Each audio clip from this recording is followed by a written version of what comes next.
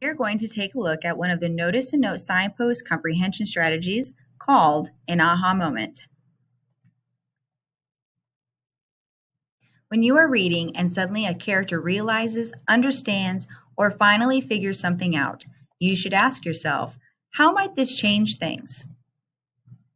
If the character figured out a problem, you probably just learned the conflict. If the character understands a life lesson, you probably just learned the theme. Here are some common phrases you might read in your story that signal an aha moment has occurred or is about to. It was at that moment. Then I knew. Suddenly I realized. It all became clear. At that moment. Let's take a look at this poem titled I Cannot Go to School Today, written by Shel Silverstein. Each stanza is filled with excuses as to why he can't go to school that day. As the poem goes on, the complaints get more and more desperate.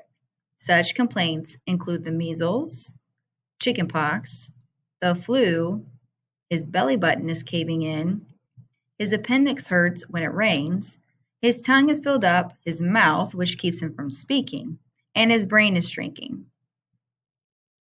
Finally, we get to a stanza that starts off with another complaint, but the shift occurs when the poem reads, What? What's that?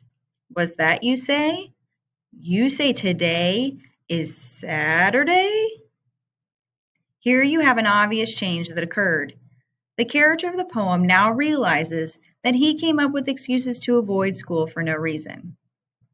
When you get to this part of a story or poem, you need to stop and ask yourself, how might this change things?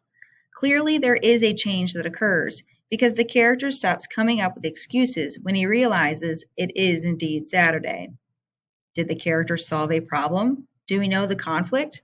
For this particular aha moment, the only problem solved was that he no longer needed to come up with silly excuses to avoid going to school.